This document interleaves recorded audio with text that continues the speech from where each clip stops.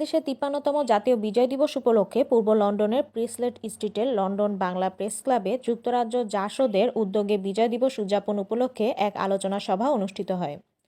যুক্তরাজ্য জাসদের সভাপতি বীর মুক্তিযোদ্ধা অ্যাডভোকেট হারুনার রশিদের সভাপতিত্বে এবং যুক্তরাজ্য জাসদের সাধারণ সম্পাদক সৈয়দ আবুল মনসুর লিলু এবং যুগ্ম সাধারণ সম্পাদক সালেহ আহমেদের যৌথ পরিচালনায় অনুষ্ঠানের শুরুতে স্বাধীনতা যুদ্ধের সকল শহীদের স্মৃতির প্রতি শ্রদ্ধা নিবেদন করে ১ মিনিট নীরবতা পালন করা হয়।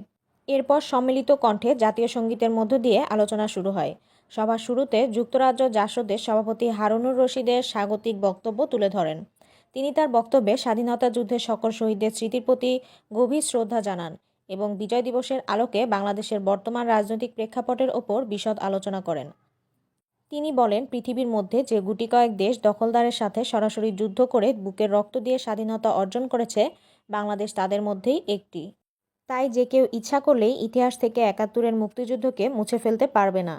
তিনি মুক্তিযুদ্ধের পক্ষে সকল রাজনৈতিক শক্তির অটুট ঐক্যের আহ্বান জানান। সভায় বক্তারা তাদের বক্তব্যে বলেন, বিগত সরকারের সীমাহীন দুর্নীতি এবং স্বেচ্ছাচারিতাই বাংলাদেশের বর্তমান রাজনৈতিক অবস্থার জন্য দায়ী।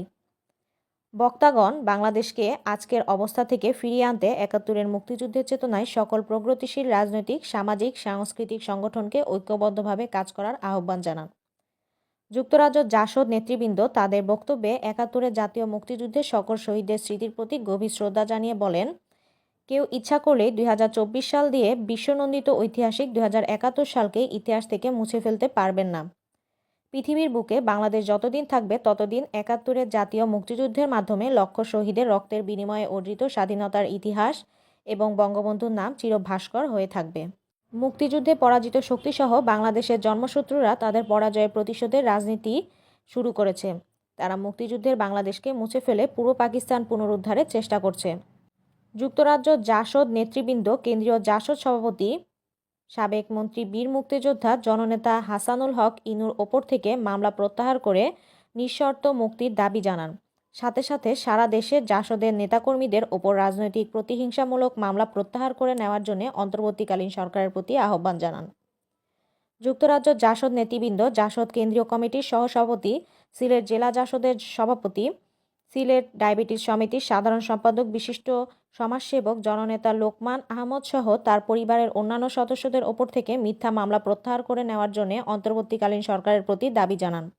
সভায় বক্তব্য রাখেন যুক্তরাজ্য জাসদের সিনিয়র সদস্য বীর মুক্তিযোদ্ধা ডক্টর আবু মুস্তফা, সাধারণ সম্পাদক সৈয়দ আবুল মনসুর লিলু, যুগ্ম সাধারণ সম্পাদক সালেহ আহমদ, সিলেট জেলা জাসদের যুগ্ম সাধারণ সম্পাদক এবং যুক্তরাজ্য জাসদের কার্যকরী কমিটির সদস্য আলাউদ্দিন আহমদ মুক্তা, সিনিয়র জাসদ নেতা আব্দুল হক, যুক্তরাজ্য জাসদের অর্থ বিষয়ক সম্পাদক রেদওয়ান খান, প্রচার ও যোগাযোগ বিষয়ক সম্পাদক ইমরান আহমদ, মহিলা বিষয়ক সম্পাদক সৈয়দা বিলকিস মনসুর, যুক্তরাজ্য জাসদ ও নারী জোট নেত্রী রেহানা বেগম, যুক্তরাজ্য জাসদের সদস্য মিসেস রহিমা খাতুন।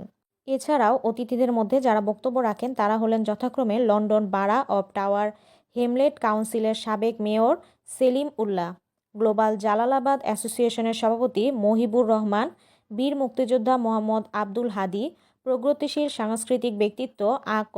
চুন্নু, ফেরদৌসী পারভিন লিপি, টিভি উপস্থাপিকা নাজরাতুল নাইম, সমাজকর্মী দিলু চৌধুরী, বিয়ানীবাজার উপজেলা ছাত্রলীগের সাবেক সভাপতি আবুল হোসেন ওয়াদুদ, বিয়ানীবাজার ছাত্রলীগ সাবেক নেতা আতিকুর রহমান। আরও বক্তব্য রাখেন সমাজকর্মী আব্দুল গাফফার, আব্দুল মান্নান, সিরাজউদ্দিন, নিশাত তাসনিম প্রভা প্রমুখ। সভাপতি হারুনুর রশিদের সমাপনী বক্তব্যের মাধ্যমে সভার সমাপ্তি হয়। সভা শেষে যুক্তরাজ্য জাসদের পক্ষ থেকে হালকা খাবার পরিবেশন করা হয়। Desk report, Surma TV 24, Paris, France.